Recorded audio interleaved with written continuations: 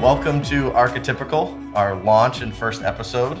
I'm Mitchell Boothman. I'm the manager of marketing and talent acquisitions at Archetype. First episode, we have Max Gomez over here, co-founder and analytic insights practice lead, and Jason, our CEO and founder here at Archetype. Welcome, guys. Welcome. Thanks. Obviously, I'm super pumped to finally get this Archetypical off the ground and going. I think it's going to be a great opportunity to showcase our team, showcase our customers, our successes, and excited to have both of you guys as our first launch of it. Curious, let's dive into things. A little bit of backgrounds on each of you of your career so far, how you got started at Archetype, how you got started together. I've learned some of this that I didn't know even already. So I don't know, why don't we start with Max, if you want to dive a little bit of your background. Sure, quick background on me. Lifelong consultant. So started right out of school at PwC. Worked there for a few years. Was part of acquisition over in IBM, where I worked there for a couple of years. And then moved over to a local Northeast sort of boutique consulting firm, CPM analytics side of the house. And really spent a few years there getting really into the weeds around, project management, architecture, development activities, just really getting sort of well-rounded, and eventually merged with a few other firms to form Palladium, which is where I bumped into Jason along the way, where he was also at Painted Word at one time as well, but we can kind of probably dive into that in a moment. And then basically from there, once we connected, Archetype really spawned from there. But there's plenty to go through around that intro. But that's rough, just historical background around where I worked prior to Archetype. Awesome, Jason. Sure. Yeah, Jason Webster, not a lifelong consultant. Moved to Boston with the intention of getting certified as a paramedic in Massachusetts. I was a EMT, advanced EMT before I came from in Vermont, and I ran out of money, so I went from kind of job to job to kind of make ends meet until I landed up getting a job with a guy who was starting this little analytics business called Painted Word, and worked below the corporate minimum for about 6 months till I got my first raise to the corporate minimum. And then from there, kind of got into this industry, worked for NTT, ran a Northeast practice for them for a while, and then kind of got the bug to start my own thing. Out of nowhere, got a call from an old colleague I'd known of who worked at Fidelity, who kind of had a lot of responsibility there. And he said, "Hey, we're looking for someone to run our global corporate-wide budgeting and planning initiative. Your name came up 3 times. Can we talk about it?" I said, "Yeah, absolutely. I'm just not going to be an employee at Fidelity, but I'll be a contractor and I'd love to do the work." And that was kind of the launch moment for Archetype. And then, of course, not long after that, we bumped into each other in the hallways. So literally bumped into each other? That was like the first time you guys met each other? So to be precise, an old friend of mine, Dave, who worked with Max at the time, was at Fidelity pitching on a project I was overseeing. So Dave and I were chatting, and Max was literally sitting next to us listening to the conversation. I'm like, "Yeah, Dave, I'm starting this little thing of mine. I mean, it's going to be like crumbs off your table. We'll work close together. You guys have your big projects. I'll kind of swim around and kind of grab whatever you guys leave behind." And that was kind of the plan.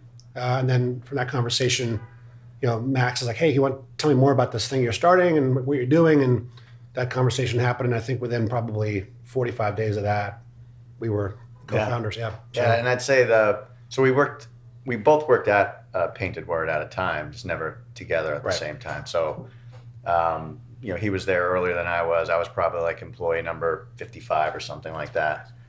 5, yeah, for you.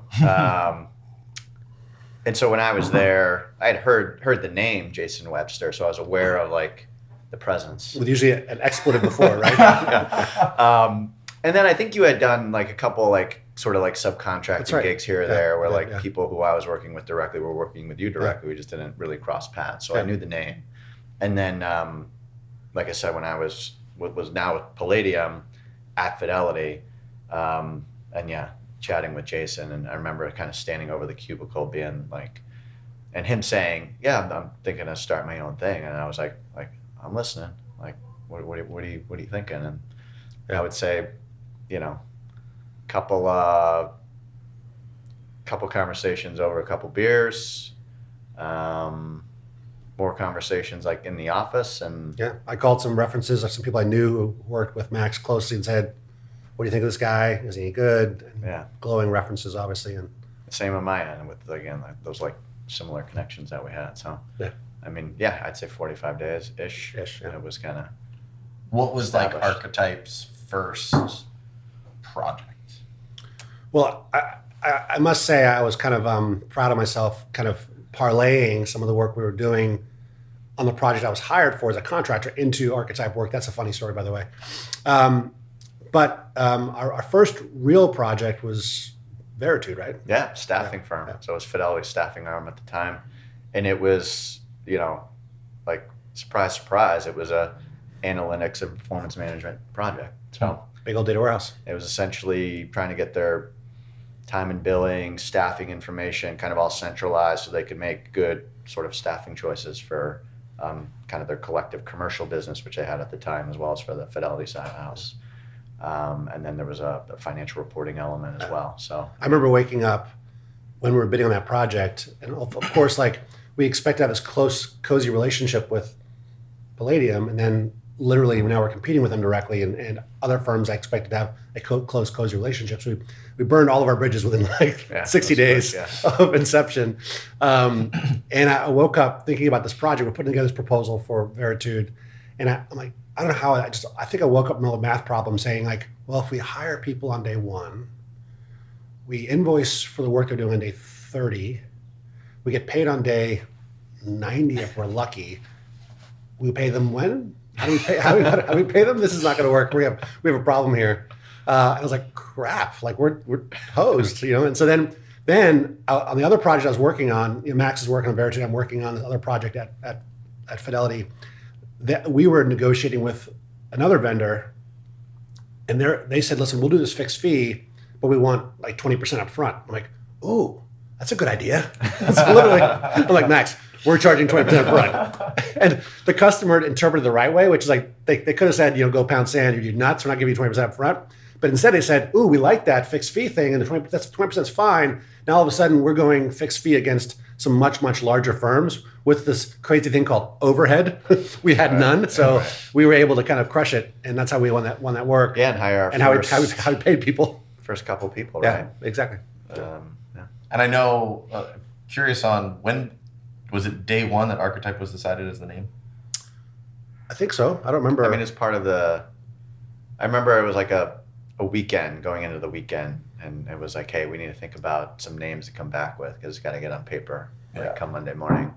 And give all the credit to Jason. He came up with the name. It's a real word. I know. Archetype's a real word. It's in the dictionary. Archetypical is in the Archetypical is dictionary. not a real word. 100% No. Archetypal, not archetypical. It's the same thing. Many pronunciations. There is. Archetype. Archetype. We had a sales guy. Hey, this is so-and-so from Archetype. Like, can you please stop the archetype stuff? Why the name? I think for us, we'd both been in consulting long enough to kind of know that some consulting firms or teams like can be heroic, and like customers love them because they're just good at what they do, and they're consistent, and they listen well and document well and get stuff done on time. But a lot of consulting firms are like, literally people's like, they shudder when they think about consultants, right? Consultants have this terrible reputation, I think, by and large everywhere. And so it's like the word archetype means the standard by which others are measured, the first of a kind. It's the high bar, it's the yardstick, right? Mm-hmm. And so it's like, that's the reputation I want to have. I want our customers to say, wow, I wish you were more like Archetype, or wow, those guys remind me of Archetype. I want us to not be trying to measure up to someone else's standard. I want us to set our own standard for performance. Now, looking back now, I think it's 17 years now? 16 still, not quite Still 17. 16? Yeah. Okay. Round ups. Did you expect to be where we are? Or has there been more growth? The direction we've gone as a company overall, is this what you expected? Is this the plan, or has it been a little bit of a... I think when you ask the question, did you expect the growth? The simple answer is, yeah, I kind of did expect the growth. I would never expected to be doing some of the things we're doing now. I mean, we've definitely evolved and kind of meandered in different places. Sure, like we rode the wave. Right. Most of the meandering is due to my distractions, but I confess to that. But yeah, I mean, I think where we are, what we're doing now is great. It's exciting. Probably wasn't exactly what I expected, but certainly Part of that's evolved with expected just like technology change, Yeah. right? Like when we were sitting down 17 years ago to start, whatever, 16 now, it wasn't like cloud technology was like prevalent or that like common of a terminology. Really, it wasn't really for another 7, 8 years, 10 years that it really became more a starting point in the conversation. And so just the evolution of that with to where we were and the technologies that we were working with at the time. Yep. I mean, somewhat similar business problems, but sort of the way we can problem solve is just much more agile now. I mean, remember, young man, cell phones and email were both invented or conceived of when I was in college. Yeah. Before my college years, there was no such thing as cell phones or email. I know you guys had the pigeons and all. We had a personal carrier pigeon. Right? Curious on like obviously the technology has changed, but you even mentioned one of the first projects was still like in the CPM analytics realm. It seems like we've stayed somewhat in the similar lanes, but just the technology, we've rode the wave with the technology. Yeah, totally. I mean, we are solidly a CPM analytics firm, like we always were. I think we went from being kind of dominant CPM to dominant analytics to now we're kind of dominant both and actually growing both pretty much the same pace. It was peaks and valleys, right? We had times when, we were riding the performance management side more than analytics, and then it kind of flip-flopped probably a couple of times. But with where we are now with kind of a one-stream ecosystem, a Snowflake ecosystem, that are both like excelling, for us and them. Yeah. It's a good spot to be. I've always told candidates when talking to them about joining Archetype that I always say I despise the term, but like technology agnostic. But it's one that I always say like Snowflake, as much as like they're definitely a strategic partner for us because we think they're the best cloud data warehousing solution out there, and OneStream we think is the best CPM solution out there. But it's been one that we've evolved not just because we think they're the best solution, but more so that they're the best solution for solving the problems for our customers. Right. Like that's, I think, a difference. And then we have so many other, especially on the analytics side, so many other partners that we deal with and are partnering with. Obviously, as we've grown as a company, and we just obviously announced the Great Place to Work certification, and then our score of being a 97 out of 100 for the company overall. Curious on what your thoughts are. Like, what do you think about that score? Is it shocking? Is it expected? Yeah, I mean, I think it was your idea to do the survey, which I appreciate. And obviously, with the score we got, I'm a little bit blown away. Honestly, I think when a friend that doesn't work in this industry says, "Wow, you've got this company, you should be so proud," it's like it's kind of like in a consulting firm, and it's kind of like a game of musical chairs, right? I mean, there's so much that happens. Industries change, the economies grow, and the recessions happen. That it really is like it's hard to say that you have a company that's always vibrant, always growing, always successful, that has its challenges. And so for me, that study was kind of a little bit unnerving, right? Because I know that I've got some strengths. I got huge weaknesses as a leader. I know that we have a lot of strengths. I feel better as a we than a me. But in general, like it's like what are people going to say about us when it comes to like the survey? And I kind of like had to just kind of hold my breath and just wait and not worry about it. And I was blown away with the score. I did not expect to do that well. Yeah. I mean, and just looking through like the different categories of how they sort of rate what the overall score and just the different sort of dimensions that they go into, the one that really jumped out to me was just the camaraderie element. So when you think of like kind of who we are as a firm and like what defines us, like you can't force people to be good teammates or want to help each other out or like have that sort of open door policy that people take advantage of. And I feel like that sort of high camaraderie score just shows like the people here do like want to work together, want to work here. Yeah. I mean, two things I hear from third parties the most is, well, actually not third parties, but from clients when I meet them for the first time, they almost always say something like, wow, you've got great people. And so, of course, thank you. It's nice to hear that.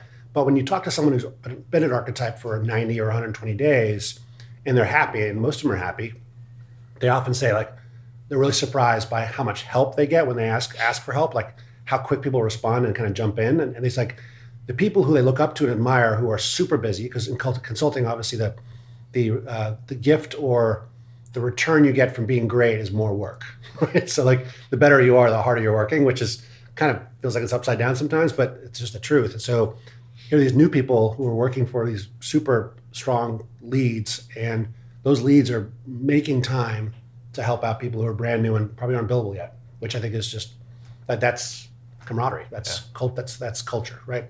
I hate the word culture because culture feels like it's something you grow in a petri dish. Yeah. And it's architected, and it's like right. It is what you grow in a petri dish. But I hate that idea because what right do I have to tell people how to feel about our company?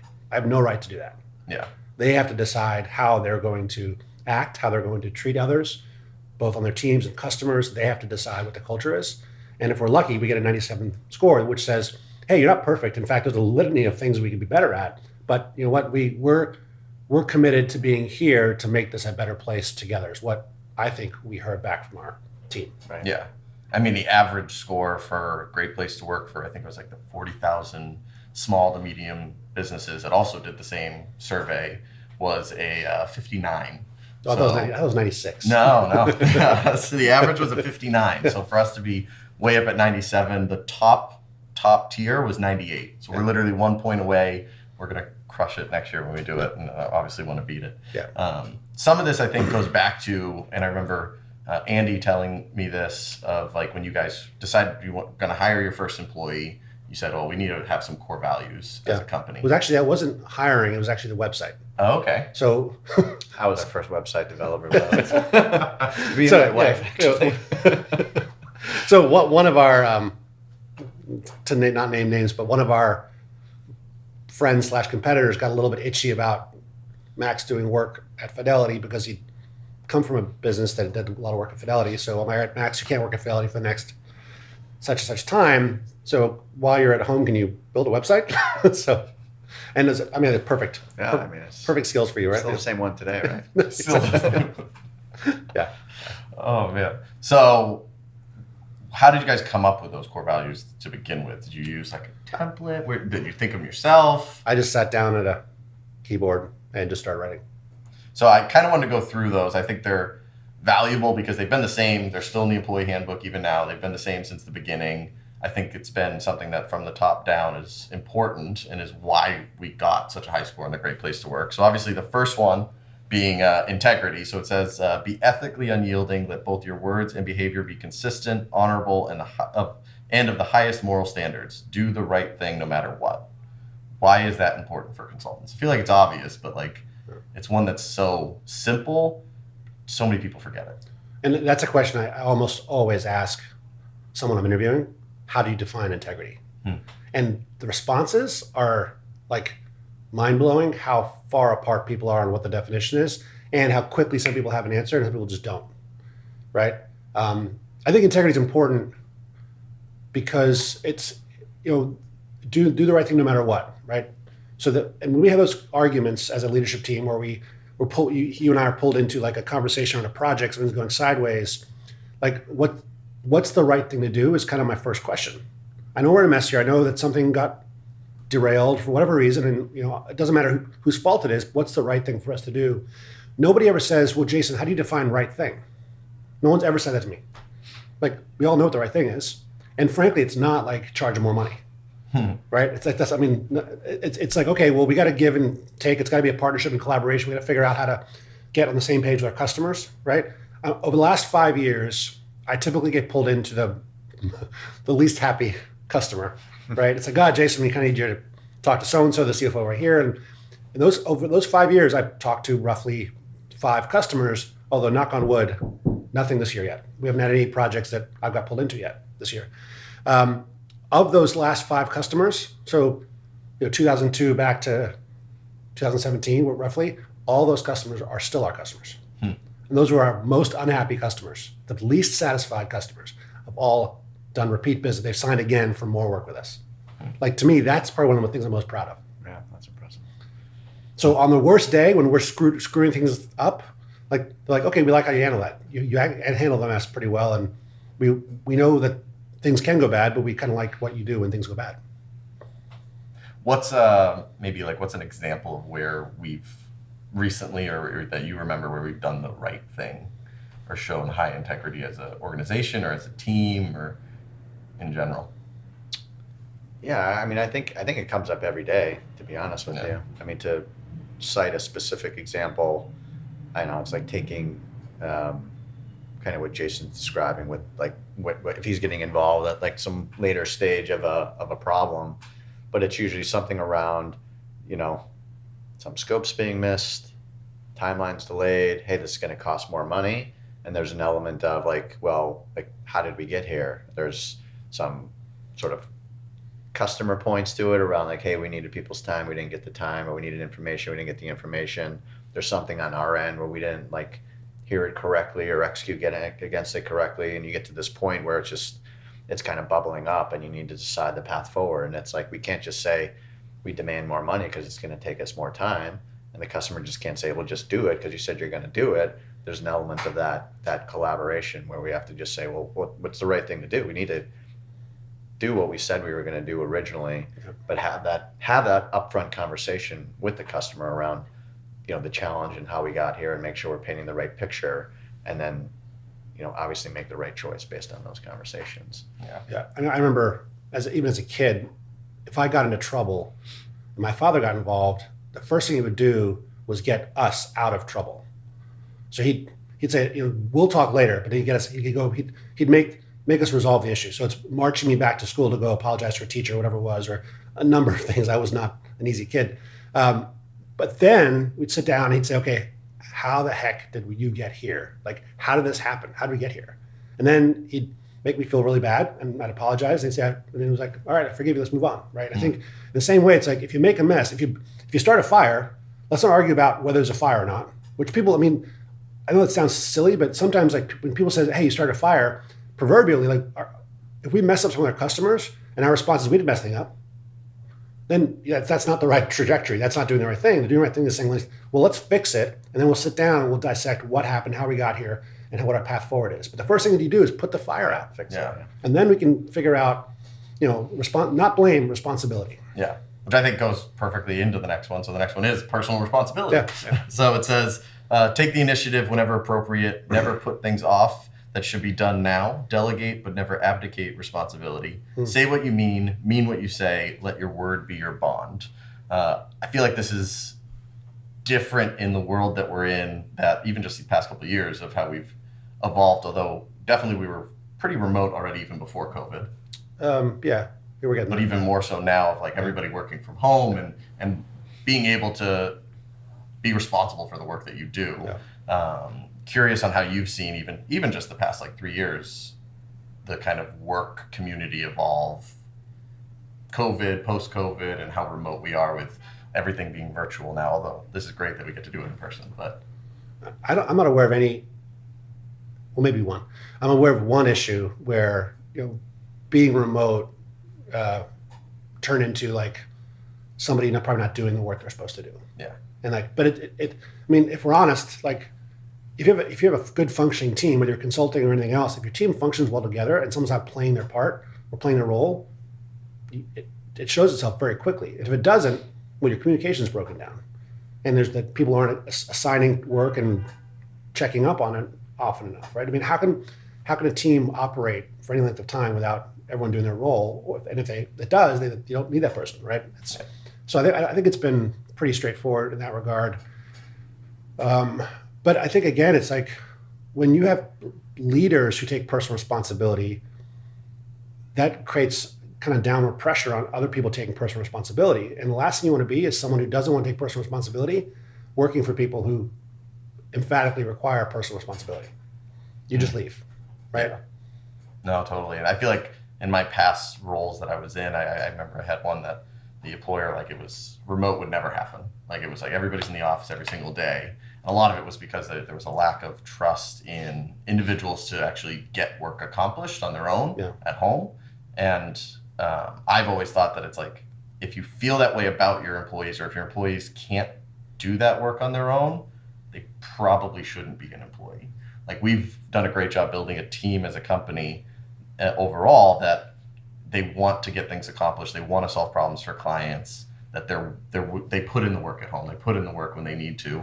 And that's, to me, is such a differentiator. We want the people that want to solve those problems and complete those things. The next one is work the problem, not the hours. Speaking of, we create value through solving key problems on behalf of our customers. Our customers ask us back only if we are effective and efficient in solving problems, both those we plan for and those we do not plan for. I love that last line. Yeah. Curious on, like, do you remember a specific example of like a problem that we've had to solve that wasn't planned for in a project?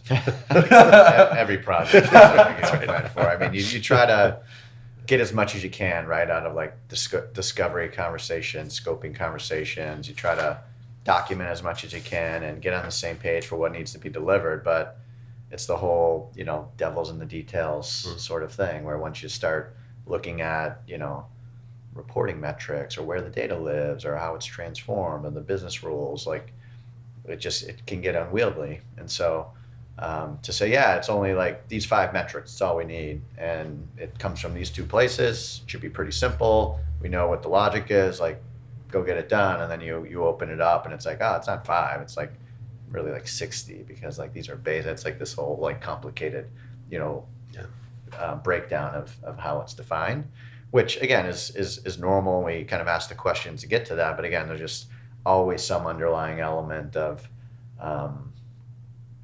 tangential things that'll come up as part of that, or working with just different executive groups, like a new priority comes up in a given day, and they're not saying just go heads down on the work you've already done. They're saying, hey, we got a new thing that we're adding into this mix, account for that. And that's where we need our team to manage, appropriately, and understand what's in scope, what's out of scope, and, work with the customer through those things. I can think of kind of 2 kind of funny examples. Yeah. We had one customer with this big project, tight timeline, all unforgiving timelines, but their servers were not stable. So their servers in their basement, this is before the cloud, well before the cloud, their servers weren't stable. So in the middle of the day, we just lose access to data. We couldn't do any developments. Like, you're stuck.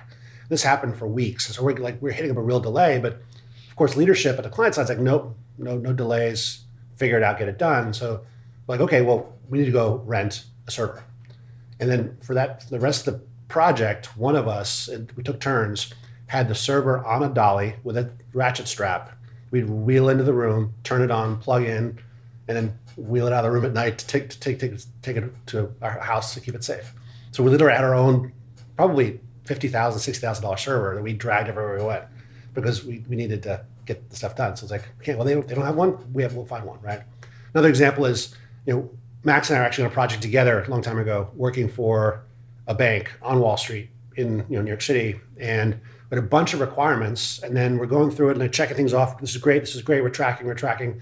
And all of a sudden, there's this requirement that says, you got to make sure that the design of this system it accounts for Reg W. I'm like, I was a psych major. What the heck's Reg W? Max? No idea. Other guy? No idea. Like, so we have to present tomorrow to the CFO of this bank on Wall Street on how we're going to handle Reg W. And I'm literally leaving the office, going back to my hotel room to start with Google Reg W. That is Reg W. And then by 3:00 the next afternoon, I had 3 slides on it and literally crossed my fingers, because I had no one to like look over my work. I had no expert to say, you got it right there. I'm literally presenting to the CFO of a bank. I'm like, they're going to kick us out of this room in about 5 minutes after I open my mouth. But it's like, you pass muster, right? It's like the old consulting adage, make sure you're one day ahead of your customer. It's like, just, you figure it out. Yeah. Because you have to. Speaking of customer, the next one's customer-centric. Yeah. Our goal is to drive shareholder value for our clients through innovative solutions that increase efficiency and effectiveness. This is only possible through an intimate understanding of their business, their leadership, and their goals.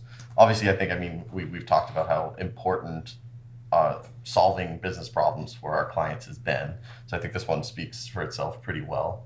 The next one after this is which I love the ending of this one that I want. Well, before we move on, Yeah. I think recently I had I jumped on a call with one of our salespeople, and his boss had asked me to help out in a pursuit of a customer because I understood the industry better than the sales guy did, and he's talking about why they wanted the software to Berg and implement for them, and he's like, they want to do this, and they said, I'm like, listen, hey, you get the fact that nobody wants to buy software. Like, our customers don't want to spend money on us. Like, they don't wake up and say, oh, goody, let's go buy software and hire consultants. This is going to be a great day, right? They do it because there's a gap. And if you can't understand the gap, then you can't understand how to solve it. And just buying software and doing consulting doesn't necessarily solve the problem. And sometimes, if you think about it, the solution is just implementing software. You do what I call paving the cow path, which is like, a cow path is the direction cows go, which is not usually a straight line. Cows are kind of odd animals and they wander around, but they follow each other. So this path through farmland where you can see where the cows walk. If you wanted to make a road between two spots, you wouldn't just pave a cow path. You'd bring in engineers to figure out the straightest line between two spots. So in our world, it's like we got to figure out the straightest line to solve the problem, not pave what's already been done with better technology. I like that a lot. Next is one team, winning team. Being right without being understood is fruitless. Being wrong without listening and adapting is inexcusable. The greatest success is driven through identifying the right thing, doing it, and demonstrating it to others. Our clients deserve leadership and the maturity necessary to drive consensus and get things done. Oftentimes, this requires bridge building, hatchet burying, and an appetite for crow. Right. So that was way too many words. I'm like, wow, that's kind of a little wordy. Right? An appetite for crow. Like, so there's an expression, someone has to eat crow, which expression basically says they have to like take back what they said. Like the sky's purple. Well, you can eat crow and realize the sky's blue. Or on the golf course, last time I told you I was going to crush you and you beat me. That's me having to eat crow and say, great round, Mitchell. So that's okay. That's what that so comes you from. have to have That's that crow. You I want like to eat that. crow if you have to, right? I like that. And I think it's important if you were wrong. I think it's really important to say I was wrong and here's how I was wrong. Totally. Which I think overall the team has. I mean, I would say we have one of the strongest teams overall across the entire company, let alone at each practice. That definitely does that. The last one, which I think is the reason our team is that way, is to be humble. So it's a quote here. It's a fullness of knowledge is always necessarily is. I'm going to recite that again. Fullness of knowledge always and necessarily means some understanding of the depths of our ignorance, and that is always conducive to both humility and reverence. Do you remember who it was? Oh no, Thomas Robert. Amen. Thomas Robert. I don't remember. Milliken? Yeah. Yeah. I actually didn't see it. I remember Milliken. Where did that come from? I think probably some Google work on kind of figuring out how to really, and working through this stuff, like, and just trying to look for good sources. I found his writings and it jumped off the page. Curious on, would you change any of our core values now, or let's go with which one is the most important, you think, in today's day for us? I'm a big fan of the personal responsibility one. Yeah. I mean, it's just like thinking of how it works in the day-to-day. You're in a meeting, come up discussing some topics, and there's like some degree of next steps and to-dos, right? Like you take the 3 bullets, you got some names assigned to it, and you go off and running. But you have like 3-4 meetings a day, or 5 days a week. It all starts to add up. If you're not like really taking those things, following them through to completion, or at least like getting it, hand off to the next person to go complete, like that's how your projects start to slow down, communication starts to lack. And so it's just like knowing that when you assign this particular task to somebody that's going to go get done, and just not having to worry about it, like lets you go kind of execute against the things that you need to go do. And so I feel like that element really drives our company, drives good people, drives good consultants. So passionate about that one. What about you? If you had to pick one, to say this is the one. I'd pick humility, because until you're humble, you don't even start listening, right? It's like, I've heard this before, block your ears out, you're not listening. In order to effectively listen to anybody, there has to be a sense of, I might learn something important, or that person's more important than me right now, I should listen to them, right? So I don't think our brains turn on in an effective way unless we have a sense of humility around a body of knowledge, around a relationship, well, you name it, right? I mean, I know I'm married. I mean, when I'm angry, I don't listen to my wife at all, right? But when I start realizing I'm being a jerk, I start listening. Yeah. Now, obviously, like, no company's perfect, and any company that says they're perfect is lying. What would you say? Are we 97% perfect? 97% perfect. What would you say would be, like, over the next 3 to 5 years, one of our greatest opportunities as a company? I mean, I think what's interesting right now is, if we go back 5 years, we're different technology. Wasn't OneStream, wasn't Snowflake yet, but the technology we were working with was pretty mature, which actually meant that for us to win work, it wasn't about our technology aptitude, because everybody had strong aptitude. It was a mature market. There were plenty of people like us with technological skills. So for us, we spent a lot of time drilling into the industries and what the metrics were and what's driving change in the industries. We kind of knew our clients' business better than now we can kind of get away with not knowing their business as well, because we have exclusive knowledge. It's limited knowledge. There's a limited number of competitors we have now who know Snowflake, that ecosystem, OneStream, that ecosystem. We're positioned well to win work by virtue of our knowledge of technology, which to me is like, that's a dangerous temptation, to not know the problem, to not work the problem, and to not be solving valuable problems for our customers. And so for me, I think the growth we're going to see is that we're going to spend more and more time investing in knowing those problems, both through hiring people with industry expertise to go after, as well as just really, I think, spending more time in getting to know customers around who they are, what they do, and what their problems are. Yeah, and I mean, on the similar vein, I think it's some of the convergence we see happening within both of those ecosystems around just like data science and AI capabilities, where we're doing a lot of it now. You'll hear many executives talk about needing to leverage AI, but not necessarily knowing like how to do that within their given organization, and need, companies like us to help like hear what that sort of executive mandate is, understand like the industry or the business problem they're looking to solve for, whether it's a customer retention problem or growth in new products or adding new products, and leveraging really like that data science and predictive modeling capability to drive that, I think will be something that we're speaking, a lot more of over that, 3-5 year timeline. Yeah. Awesome. Well, I guess maybe last question is, what's made you two, being founder and co-founder, like such a great team over the past 16 and a half, round up to 17 years? I mean, I think we just complement each other really well, as far as like we all have our flaws, right? And it's like, if it's a Jason flaw, it's probably one of my strengths. If it's one of my flaws, that's one of Jason's strengths. So, I mean, just in that itself, I think we've thrived that way from day one. And like the other point would be, you have your arguments or disagreements, but it's not like we're simmering on those over months at a time. It's like the next day, like, you good? Yep. All right, let's move on. Yeah. New topic. I don't have time to dwell. Yeah. So No, I think what I value deeply about Max is fierce loyalty. So I've done some really stupid things, and he probably knows exactly what I'm talking about right now. And it's just we get through it and move on, and it doesn't come up again. Like, he's never brought up, hey, remember that time you did that stupid thing? He's never brought it up. So fierce loyalty, but also he's such a competitor. Like everything is competitive for Max, and he just wins at 99.9 things. 99% of what he does, he wins, right? I've seen it on the golf course. And the golf course is the least surprising place to see it. But what that does is, like, Max doesn't have time for drama.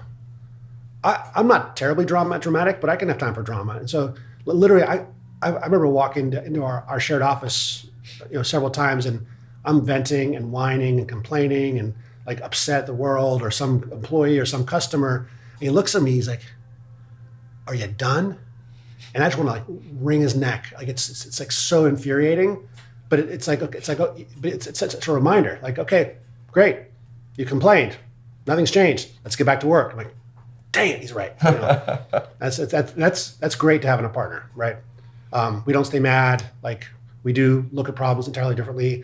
And Max reminds me to be me when I'm not being me. Like when I don't feel confident about my skills, and what my job is and how I do it, he's just like, Chase, just be Jason. And that's oftentimes what I need to be reminded. I love it. Awesome. Well, I appreciate you both coming on as our first launch of Archetypical, and we'll definitely have you guys on for more, but appreciate it. We appreciate you. Awesome. Well, tune in next time, and have a good rest of your day.